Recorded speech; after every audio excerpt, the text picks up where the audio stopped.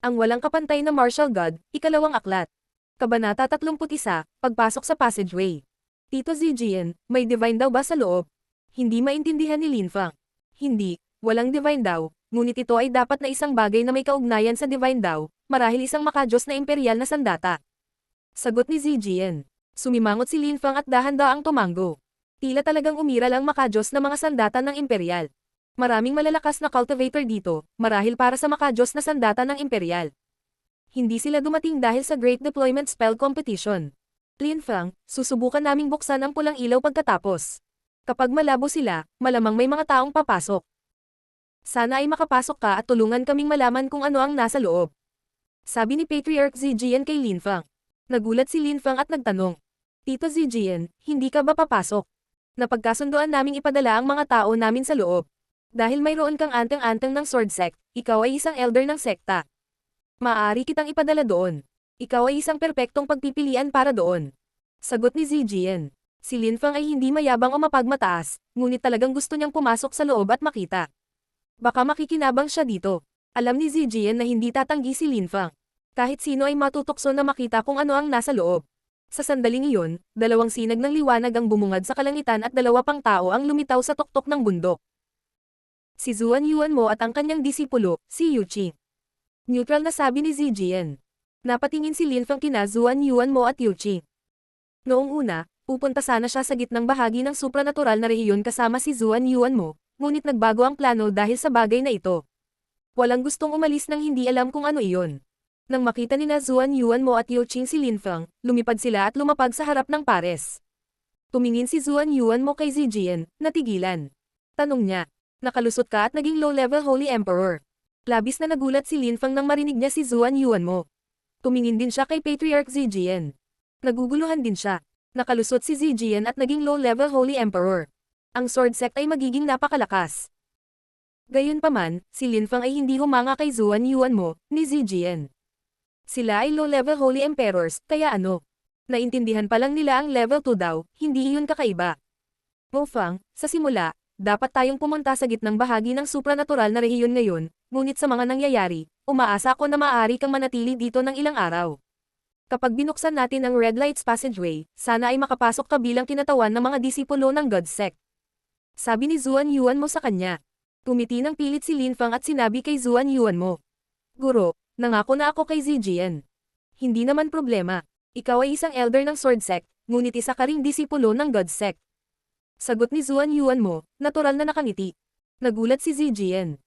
Karaniwang hindi ganito si Zuan Yuanmo. Siya ay kadalasang maislan pagdating sa mga ganitong bagay. Ano ang nangyayari sa oras na ito? Dahil ba sa makajos na imperial na sandata? Hindi naintindihan ni Zijian, at ni Linfang. Ngunit kahit na sino ang kanyang kinakatawan, makikinabang siya sa sitwasyon. Sige, narito ang dakilang elder ng Tian Clan. Sabi ni Zuan Yuanmo, habang mukhang nag-iisip si Linfang. Bumalik sa katinoan si Linfang at nakita niya sina Tian Qiyong, Tian Han, at isang matandang lalaki na may puting balbas.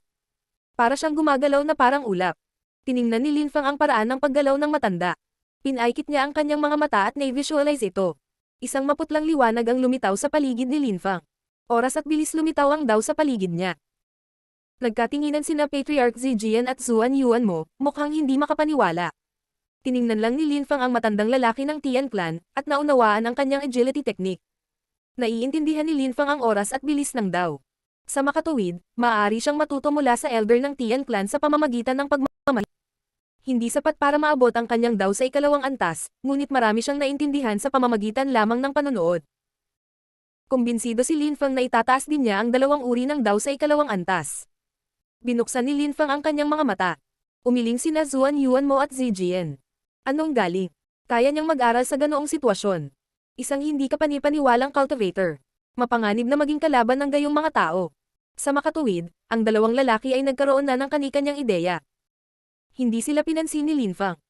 Nakita niyang itinaas ng elder ng Tian Clan ang kanyang kaliwang kamay, habang ang tatlong tao ay sabay na lumapag sa lupa. Zuan Yuan, Zijian, magsimula na tayo. Sabi ng elder ng Cheng Clan sa dalawa. Si Zuan Yuanmo at Zijian ay bumangon sa hangin at lumipad patungo sa kanya. Ang tatlong pinakamalakas na cultivator ng Zhongzuan City ay tumayo at naghanda upang magsimula. Magsimula na tayo. Sabi ni Zuan Yuan mo, itinaas ang kaliwang kamay at nagcast ng deployment spell na may level 2 na lakas ng daw. Nagbago ang kalangitan sa kanyang paligid. Itinaas ni Zijian ang dalawang kamay, lumitaw ang maliwanag na espada na si Qi. Ang kanyang level 2 time na daw ay nakamit na ang pinakamataas na antas ng pagiging perpekto. Ang lakas ng espada at ang deployment spell ni Zuan Yuan mo ay mabilis na nagsama. Ang deployment spell ay mukhang isang kalasag at ang espada ni Zijian ay parang sibat. Paghihiwalay ng daloy ng oras. Paputok na sigaw ng elder ng Tian Clan. Ang kanyang boses ay nakakasakit sa eardrum ng mga tao, kabilang ang kay Linfeng, na parang may naglagay ng kanyang mga karayom sa kanyang mga tenga. Ang deployment spell at ang sword lights ay napapalibutan ng isang layer ng Qi. Lumiwanag ang mga pulang ilaw. Biglang umilo at kumikislap ang pulang ilaw. Pagkatapos sila ay naging mas nakakasilaw. Ito ay isang magandang tanawin. Ngunit ang tatlong tao ay hindi nagbigay ng mga pulang ilaw ng anumang pagkakataon. Sila ay naging dimmer at dimmer sa ilalim ng Qi. Mo Fang, pumasok ka. Utos ni Zuan Yuan mo sa sandaling iyon. Agad na nag-react si Linfeng at lumipad patungo sa Red Lights Passageway. Saan ka pupunta? Sabi ni Tian Qiyong at Tian Han, lumipad din patungo sa daanan. Ang isa sa kanila ay nagtaas ng kanyang kamao, ang isa naman ay nagtaas ng kanyang espada. Bawal. Sabi ni Linfeng. Itinaas niya ang dalawang kamay at nag-counter-attack, bago siya nawala sa loob ng daanan. Pumasok din sa daanan sina Tian Qiyong at Tian Han. Kinatawan nila ang Tian Clan. Yu Qing, pumasok ka rin. Sabi ni Zuan Yuan mo pagkatapos noon. Tumango si Yu Qing at pumunta sa daanan. Pumasok silang apat sa daanan. Ang Maklan ay nagpadala rin ng ilang tao, ngunit hindi si Manan. Walang sino man mula sa angkan ng Chen ang maaaring pumasok. Gayunpaman, maraming mga independenteng cultivator ang pumasok sa loob. Mahigit 20 tao ang pumasok. Ilan ang lalabas ng buhay, bagaman. Sana makalabas sila sa maksimum na 2 oras, kung hindi, hindi na natin mapipigilan ang mga pulang ilaw. Ang walang kapantay na martial god, ikalawang aklat. Kabanata 32, Mirror Space. Si Zijian, Zuan Yuan mo, at ang elder ng Tian Clan ay patuloy na pinipigilan ang mga ilaw. Alam na alam nila na kung hindi lalabas ang mga cultivator sa loob ng 2 oras, hindi na sila makakatagal pa. Kailangan nila ng maraming Qi para magawa ito. Si Linfeng ang unang dumating sa loob. Pagdating niya, napagtanto niyang maraming salamin sa paligid, at mga puwang sa likod nito. Ilang hakbang pa lang, makakarating na sa ibang lugar. Hindi nakita ni Linfeng sina Tian Qiyong at Tian Han. Wala na rin siyang nakitang iba, at nagpatuloy mag-isa sa loob. Tiningnan niya ang ilang espasyo ng salamin. Ano ang mga ito? Si Linfeng ay hindi sigurado, ngunit nagpatuloy pa rin sa paglalakad pasulong. Pumasok siya sa isang mirror space at biglang nakita ang nakasisilaw na pulang ilaw, katulad ng nakita niya sa labas. Tinataka ni Linfeng ang kanyang sariling mga ugat at naglabas ng ipinagbabawal na lakas upang protektahan ang kanyang sarili mula sa mga pulang ilaw. Anong misteryosong espasyo ng salamin? Sa sandaling iyon, ang mundo ng mga espiritu ni Linfeng ay lumundag, at ang matandang baka ay lumabas at tumingin sa paligid. Misteryosong mga puwang ng salamin. Ulit ni Linfeng, nakatingin sa matandang baka. Naguguluhan siya. Tumango ang matandang baka at sinabi, "Galing ka sa kontinente ng Siyam na ulap. Hindi mo alam ang mga espasyo ng salamin. Ginawa sila ng isang malakas na cultivator na kumokontrol sa liwanag na lakas, tulad ng iyong maliit na mundo. Ang kanyang mundo ay isang salamin na mundo. Isang malakas na cultivator na kumokontrol sa Divine Dao at gumawa ng Mirror World." Ulit ni Linfeng, "Hindi. Isang space lang sa Mirror World, kumbaga. Dapat silang maghiwalay." Pag-iisip ng matandang baka, pasulyap-sulyap sa paligid at umiling-iling.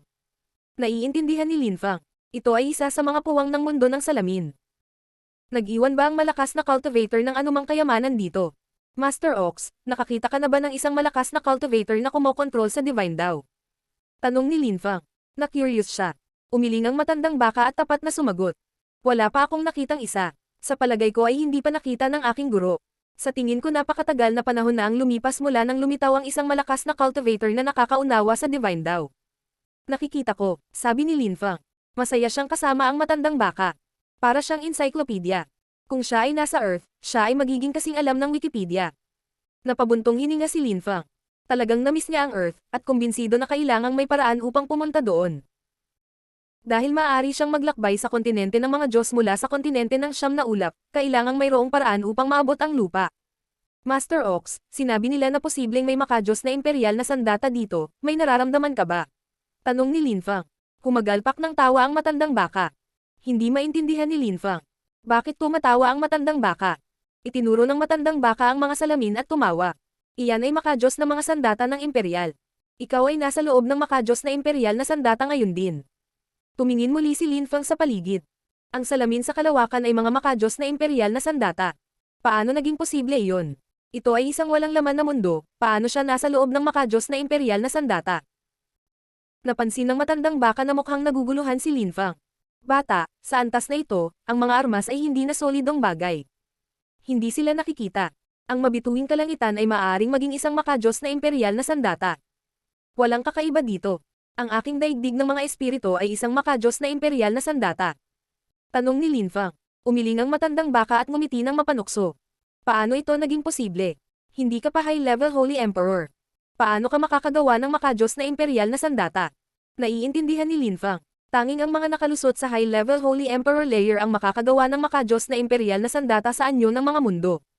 Linfang, may darating. Halos kasing lakas mo siya. Babalik na ako, kailangan ko ng matulog. Nabawasan ako ng sobrang timbang kamakailan. Sabi ng matandang baka, bago siya mawala. Nagulat si Linfang, kailan pa nagkaroon ng sense of humor ang matandang baka. Malamang nagumugol siya ng maraming oras sa mga kamag-anak ni Linfang, tulad ni Meng Qing, at natutunan kung paano magbiro mula sa kanila. Pero di bale, uminit man lang ang matandang baka. Siya ay nasa isang selyadong mundo sa loob ng hindi masasabing millennia at naging malamig, ito ay normal. Tumingin si Linfang sa paligid. Medyo nasira ang espasyo. As expected, may darating. Dito tayo magkikita ulit. Sabi ni Tian Qiyong. Ang mga kalaban ay tiyak na magkikita sa isang makipot na daan. Pareho silang galit na nagkatinginan. Hindi ko gustong makita ka. Walang pakialam na sabi ni Linfang. Dahil sa ganoong paraan, asar ka. Sigaw ni Tian Qiyong, itinapon ang kanyang mga kamay kay Linfang. Hindi niya ginamit ang speed daw. Sinubukan na niya ang mabilis at mabagal na lakas laban kay Linfang, at hindi ito gumana. Sa makatuwid, gumamit siya ng mas maraming pisikal na lakas hanggat kaya niya. Sino ang mas malakas sa mga tuntunin ng pisikal na lakas? Malapit na labanan ang pisikal na labanan. Hindi mapigilan ni Linfang na matuwa nang makita niya ang sinusubukan ni Tian Qiyong. Sa kontinente ng Siyam na Ulap, walang makakalaban sa kanya sa pisikal na lakas, at ngayon ay sinusubukan ito ni Tian Qiyong. Ikinuyom ni Linfang ang kanyang mga kamao at ibinato rin ito kay Tian Qiyong. Sa impact, parehong lumipad at tumawid sa tatlong magkakaibang salamin at ang nagresultang magkakaibang espasyo. Sa ilang espasyo, may mga independenteng cultivator na nagulat nang makita ang dalawang taong nag-aaway. Sumunod naman sila pagkatapos. Punch ng Thousand Dragons. Galit na sigaw ni Tian Qiyong, binato ng isa pang kamao si Linfang. Sinuntok ni Linfang ang kamao ni Tian Qiyong. Biglang umungol si Tian Qiyong sa sakit at itinulak palabas ng espasyo.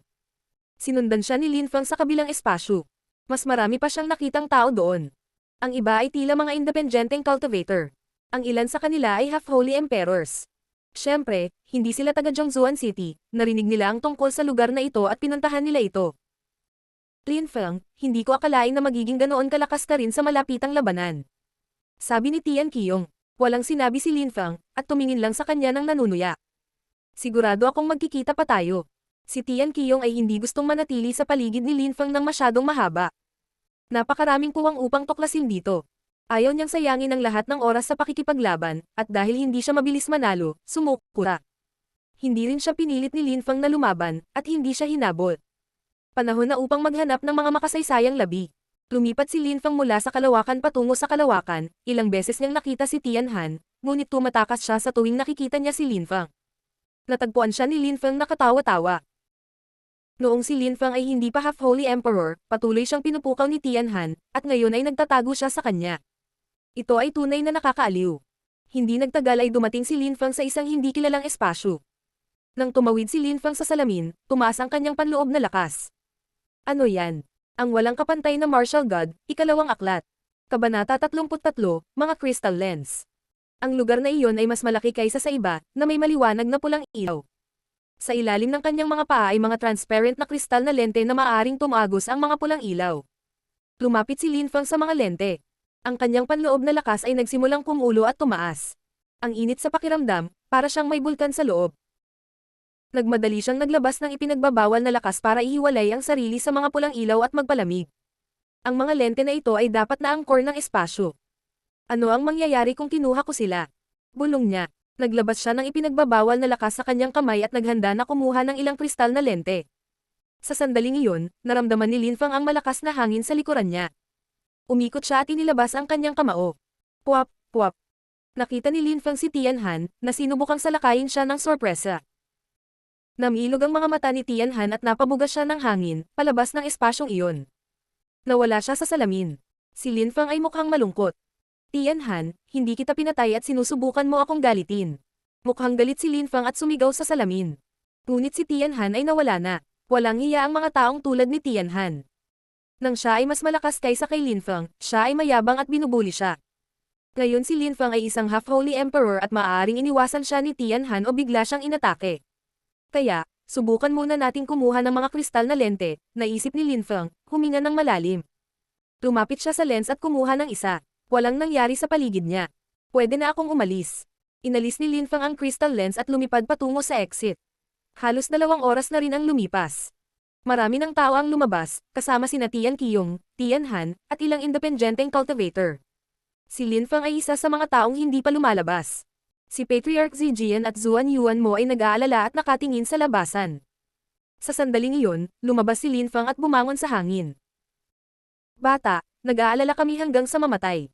Papasok na sana ako kung hindi ka pa lumabas. Sabi ni Zijian kay Linfang, nakahinga ng maluwag at nakangiti. Kinuyam ni Linfang ang kanyang kamao at ngumiti. Salamat sa iyong tulong, Tio Zijian. Ano ang nakita mo sa loob, Mufang? Si Zijian ay mas interesado sa kaligtasan ni Linfang, habang si Zuan Yuanmo ay mas interesado sa kung ano ang kanyang natagpuan sa loob. Sinulyapan ni Linfang si Zuan Yuanmo, pagkatapos ay sa daanan. May mga salamin sa loob. Ang siksikan nila, parang bahay pukyutan sa loob. May mga pulang ilaw din, tulad ng sa labas. Nakakamangha, sabi ni Patriarch Zijian nang marinig niya si Linfang. Bamuka ang bibig niya. Sinulyapan niya si Zuan Yuanmo at ang elder ng Tian clan, na lahat ay mukhang naguguluhan. Anong klaseng espasyo? Tanong ni Zuan Yuanmo. Dapat tayong pumasok sa loob at tingnan. Sabi ng matanda ng Tian clan, na kinakamot ang kanyang balbas. Si Zijian at Zuan Yuanmo ay medyo nag-aalala. Kung pumasok sila, sino ang pipigilan ng pulang ilaw? Tumingin si Zijian kay Linfang. Si Linfang ay isang half-holy emperor, hindi niya mapigilan ang mga pulang ilaw. Kailangan nila ng hindi bababa sa 5 half-holy emperors para gawin ang trabaho. Yu Qing, sugpuin ang pulang ilaw habang tayong tatlo ay pumasok sa loob. Utos ni Zuan Yuanmo. Tumango si Yu Qing. Hindi alam ni Zijian kung paano tanungin si Linfang, ngunit pinutol siya ni Linfang. Tito Zijian, pumasok ka. Tutulong din ako sa pagpigil sa mga pulang ilaw. Sige, salamat. Sabi ni Zijian na kinuyam ang kanyang kamao at ngumiti. Tumingin siya kay Zuan Yuanmo at ngumiti. Tian Qiyong, Tianhan, halika rito. Sabi ng elder ng Tian clan. Sila rin ay mga half-holy emperors, at maaari ring tumulong na sugpuin ang mga pulang ilaw. Lumakad sina Tian Qiyong at Tianhan papunta sa pinuno ng Tian clan. Naikuyom nila ang kanilang mga kamao at yumuko. Sugpuin ang mga pulang ilaw habang tayong tatlo ay pumasok sa loob. Utos ng matanda. Walang imak ang dalawa at tumango. Pagkatapos ay nagkatinginan ang 3 cultivator at pumasok sa daanan. Dahil ang mga pulang ilaw ay pinigilan noon, hindi naging mahirap para kay Linfang at sa iba pa na ipagpatuloy ang paghawak sa kanila. Ngunit sa sandaling iyon, muling inatake si Tianhan ng may pagtataka. Ginamit niya ang isang kamay upang sugpuin ang mga pulang ilaw at ang isa pa upang salakayin si Linfang, ibinato ang kanyang kamao sa kanya. Mapanukso at malamig na ngumiti si Linfang. Lalong nagalit si Tianhan. Binalaan na siya ni Linfang sa loob. Kung bigla siyang inatake ni Tianhan, papatayin niya ito. At ngayon ay pinupukaw na naman siya ni Tianhan. Tibak ng Diyos. Sigaw ni Linfang. Nanlaki ang mata ng lahat. Biglang kumislap ang mga puting ilaw. Ang mga ilaw ay naglalaman ng espada at ipinagbabawal na lakas, at dumiretso sa dibdib ni Tianhan. Ang ekspresyon ni Tianhan ay lubhang nagbago. Sa una ay pinipigilan niya ang pulang ilaw gamit ang isang kamay, ngunit ngayon ay binawi niya ang kanyang kamay at mabilis na umatras. Mahusay na nakatago at tahimik na deployment spell. Galit na sigaw ni Linfang. Hindi nakatakas si Tianhan. Ang God Sword ay lumitaw sa kanyang harapan at dumiretso sa kanyang dibdib. Namutla ang mukha ni Tianhan. Pinagsisihan niya ang kanyang ginawa, bakit niya pinukaw si Linfang. Akala niya noong una ay wala ng oras si Linfang para mag-react dahil pinipigilan niya ang mga pulang ilaw, ngunit nabigo siya. Sinubukan ni Tianhan na harangan ang God Sword, ngunit hindi ito gumana. Naglalaman pa ito ng ipinagbabawal na lakas. Si Tianhan ay mukhang walang pag-asa at nalulungkot. Si Tian Qiyong ay nasa ilalim ng presyon, gamit ang kanyang buong lakas upang sugpuin ang mga pulang ilaw. Kailangan na niyang sugpuin ang pulang ilaw para kay Linfang at Tianhan. Hindi niya magawang makialam at tulungan si Tianhan. Para kay Yuqing, nanatili siyang ganap na hindi gumagalaw. Kailangang mamatay si Tianhan.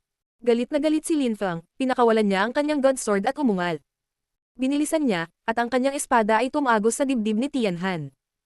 Sa isang kisap mata, nakita ng lahat na tumusok ang God Sword sa katawan ni Tianhan. Walang dugo, ngunit ang katawan ni Tianhan ay naging ilusyon, transparent at tuluyang nawala. Sumimangot si Linfang, anino lang yan? Sino ang nagligtas kay Tianhan? Sino ang mabilis na kumilos? Ang God Sword ay napakabilis, kaya ang taong tumulong ay talagang napakalakas. Sino ka? Labas. Sigaw ni Linfang, pasulyap-sulyap sa paligid. Ang mga ilaw ay nakaguhit sa kalangitan. Tumitaw si Tianhan sa itaas ng langit. Mukha siyang nataranta, at may malamig na pawis sa noo. Kung walang tumulong sa kanya, namatay na siya. Maraming salamat sa pagligtas sa akin, Ancestor. Bulalas ni Tian Clan, kinuyam ang kanyang kamao. Lumangalinga si Linfang sa paligid at sa wakas ay napansin ang ancestor ng Tian Clan. Nakasuot siya ng pinong asul na damit, napakaluma, at naka-cross-leg sa isang dragon. Ang kanyang chi ay makapal at siksik. May hawak siyang horsetail whisk. Ito ang unang pagkakataon na nakakita siya ng horsetail whisk. Sa kontinente ng Siyam na Ulap, hindi pa siya nakakita ng sino man na gumamit ng isa bilang sandata, dahil tanging mga daos na pari o supernatural na nilalang lamang ang may mga horsetail whisk. Ang kontinente ng mga Diyos ay talagang kamangha-mangha. Hindi makapaghintay si Linfang na maging mas malakas at gumawa ng higit pang mga bagay dito. Huwag ka ng manggulo, hindi na kita ililigtas sa susunod. Sabi ng Tian Clan's ancestor, hindi pinapansin si Linfang. Hindi naglakas loob na kontrahin siya ni Tianhan, tumanggo lang siya ng ilang beses. Tumanggo ang Tian Clan's ancestor, pagkatapos ay hinampes niya ang kanyang dragon at nawala. Ang lahat ay namangha sa presensya ng ninuno. Sigurado si Linfang na ang ninuno ng Tian Clan ay hindi mas mahina kaysa kay Zuan Yuanmo at sa iba pa. Mas malakas din siya kaysa sa elder ng Tian Clan. Habang nag-iisip si Linfang, ang tatlong cultivator ay lumabas sa daanan at dumaong sa tuktok ng bundok. Tian Clan, babalik na tayo. Ang walang kapantay na martial god, ikalawang aklat. Kabanata 34, gusto ng aking mga asawa na magkaroon ng karanasan. Tian Clan, babalik na tayo. Sabi ng elder ng Tian Clan sa mga miyembro ng Tian Clan. Hindi sinulyapan ni Tianhan si Linfang, dali-dali niyang sinundan ang matanda at umalis. Mga independenteng cultivator, maaari na rin kayong umalis. Sabi ng isang independenteng cultivator na may kaunting kapangyarihan at impluensya lahat ng independenteng cultivator. Tumiti siya kay Linfang, tumanggo si Linfang pabalik, at umalis ang mga independent cultivator. Linfang, pumunta ka sa sword sect kapag may oras ka. Nagsasanay ka rin ng pagtatanim ng espada, sa tingin ko. Tutulungan ka ng sword sect. Ang tagal. Sabi ni Zijian, kinuyam ang kanyang kamao. Tumanggo si Linfang at pinanood ang lahat ng miyembro ng sword sect na umalis. Si Yuqing ay nakatayo sa tabi ni Zuan Yuanmo. Sinabi ni Zuan Yuanmo kay Linfang. Bata, umalis na tayo. Sige, maghahanda na ako. Sabi ni Linfang na tumatango. Lumipad siya sa direksyon ng Zhongzuan City. Nagkatinginan sina Zuan Yuanmo at Yuqing, at umalis na rin. Nakahanap si Linfang ng lugar kung saan walang masyadong tao, at pumunta sa sarili niyang mundo. Mengqing, Yu. Tawag ni Linfang, mabilis na naglakad papunta sa kanila. Nakatayo sila sa paanan ng isang puno, maraming bulaklak sa paligid, inaamoy ang mga ito.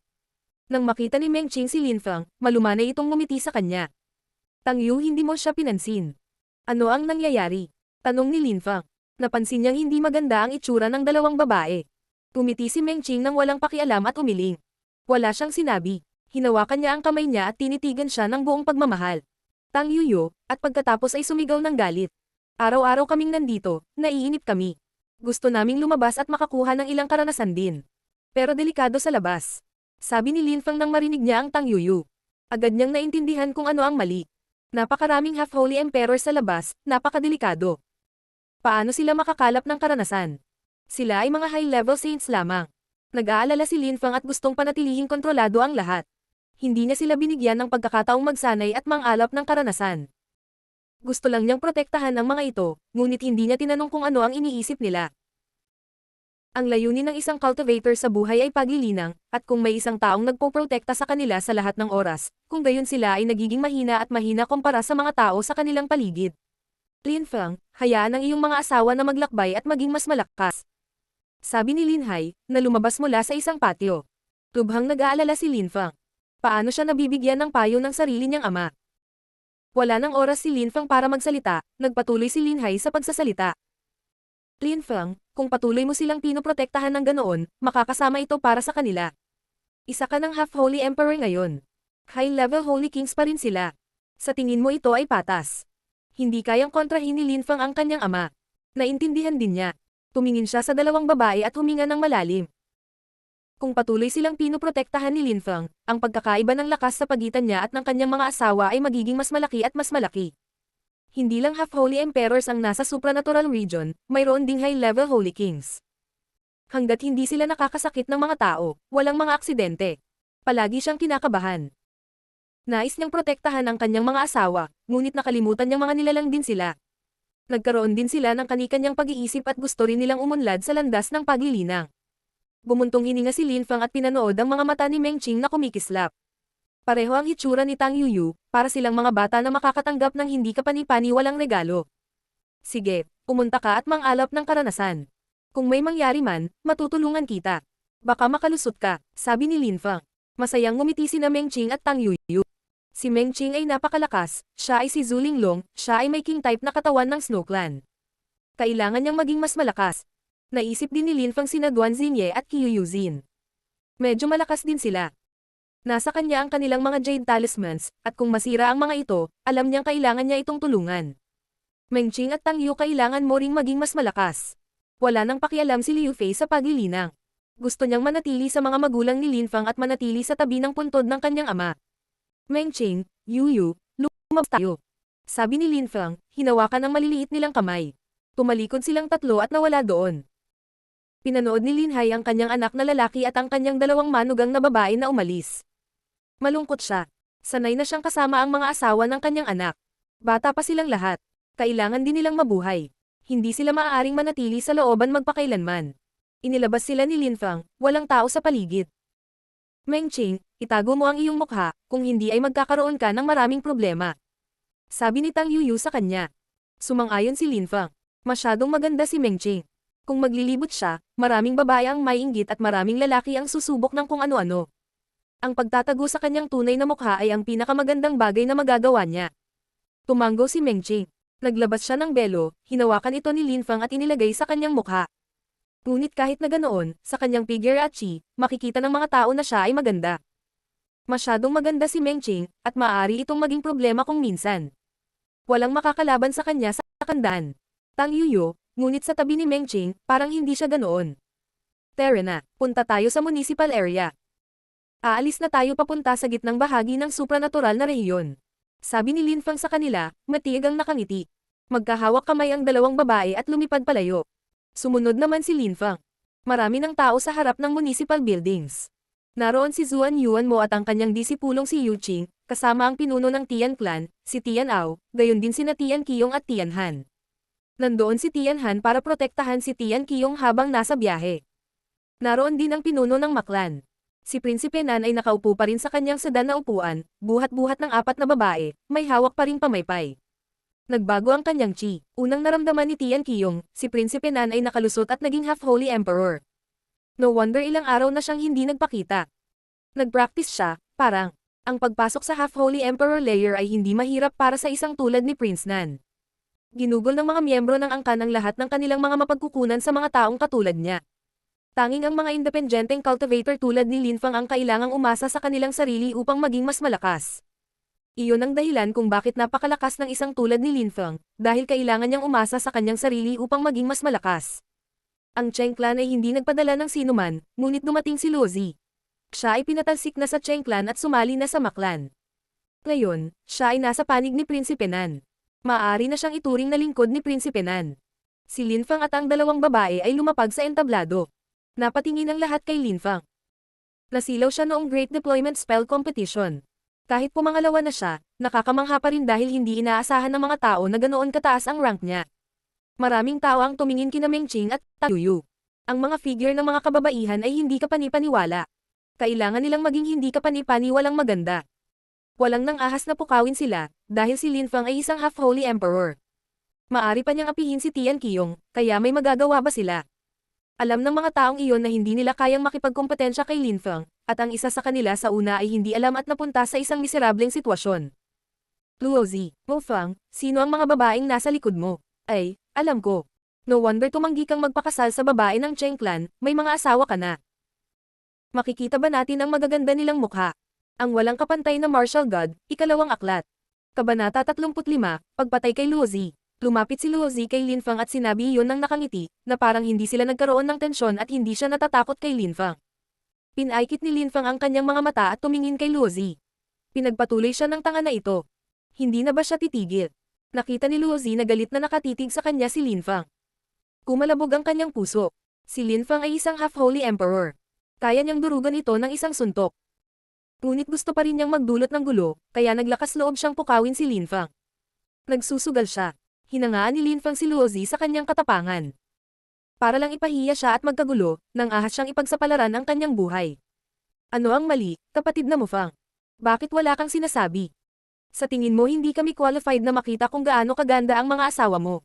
Sabi ni Luozi, pagkatapos na walang sinabi si Linfang. Sinusubukan niyang makuha ang atensyon ng mga tao at makakuha ng suporta ng mga tao. Gaya ng inaasahan, nang sabihin niyo ni Luozi, maraming independenteng cultivator ang mukhang galit. Ano? Hinahamon mo kami. Bakit hindi namin makita ang mga babae sa likod mo? Sa tingin mo napakalakas mo. Sa tingin mo kaya mong saktan kaming lahat. Maraming tao ang nagalit at nakatingin kay Linfang. Humadjudjak sina Tian Qiyong at Prinsipe Nan. Gusto nilang makita kung paano haharapin ni Linfang ang sitwasyon. Malamig na tiningnan ni Linfang ang mga independenteng cultivator na iyon. Si Luozi pagkatapos ay naglakad pabalik kay Prinsipe Nan at huminga ng malalim. Tapos na siya. Ngayon, kailangan lang niyang manood. Tinapik ni Meng Qing ang likod ni Linfang, at umiling siya.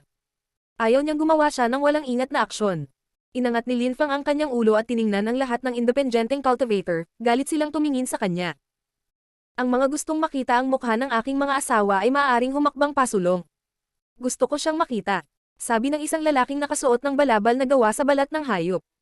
Isa rin siyang half-holy emperor. Walang oras na mag-react ang mga tao, kamandat ang kamay ni Linfang at kumislap ang isang espada. Agad itong tumusok sa dibdib ng lalaki. Gusto niyang gamitin ang kanyang level 2 daw, ngunit ito ay pinaghihigpitan. Nanlaki ang mga mata niya habang nakatitig sa God's Sword sa dibdib niya. Sigaw ng lalaki. Nahulog siya sa lupa at wala ng chi. Nang bumagsak ang lalaki sa lupa, tumigil ang lahat sa paggalaw, lalo na ang mga independenteng cultivator na nagudyok kay Linfang. Itinaas ni Linfang ang kanyang kaliwang kamay, hawak pa rin ang kanyang God's Sword. Sabi niya, may iba pa ba? Parang kulog ang boses niya. Sino ang maglalakas loob na lumapit sa kanya sa ganoong sitwasyon? Madaling napatay ni Linfang ang isang half-holy emperor. Sino ang mga ngahas na magpatuloy sa paghahanap ng gulo? Sa una, nagawa ni Luozi na pukawin ang pananabik, ngunit talagang napakalaki ni Linfang. Ngayon, sino ang maglalakas loob na patuloy na masaktan siya? Malamig na ungol ni Linfang at tumingin kay Luozi. Namutla ang mukha ni Luozi. Luozi, tiyak na papatayin kita ngayon. Ang God's Sword ni Linfang ay bumaril diretso kay Luozi. Namutla ang mukha ni Luozi.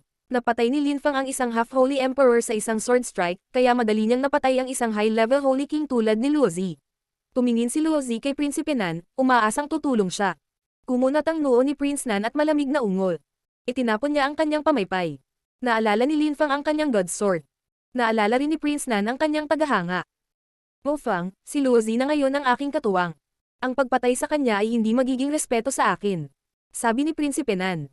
Hindi siya naniniwala na papatayin ni Linfang si Luozi. Kahit na wala siyang hindi kapani-paniwalang background, mayroon siyang mahalagang posisyon sa Maklan, at kinailangan siyang bigyan ni Linfang ng mukha. Gayunpaman, walang pakialam si Linfang sa mga ganoong bagay. Naging mabuti siya sa mga taong mabait sa kanya, at wala siyang pakialam sa mga taong hindi mabuti sa kanya. Gaano man sila katatag, lagi niyang ginagawa ang lahat para makaganti sa kanila. Ngayong masama ang pakiramdam ni Linfang, tinatakot siya ni Prinsipe Nan. Gaano katanga? Malamig na ungol ni Linfang, at hindi pinansin si Prince Nan, itinaas niyang muli ang kanyang kaliwang kamay.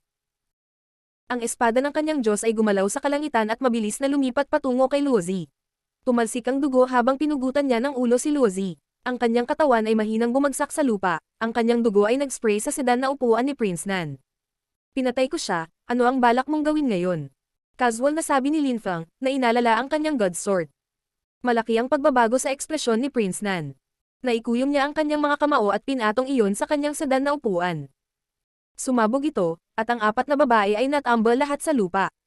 Mo Fang, malayo ang pupuntahan mo, gusto mong mamatay. Galit na sigaw ni Prinsipe Nan. Hindi niya akalain na papatayin talaga ni Linfang si Luozi. Nabahiran pa ng dugo ang kanyang sedan na upuan. Siya ay isang malinis at malakas na cultivator, hindi niya kayang hayaang madumihan ng ibang tao ang kanyang sedan na upuan. Ito ay walang galang. Inilabas ni Prinsipe Nan ang kanyang kamao, na naglalaman ng 2 antas ng daw.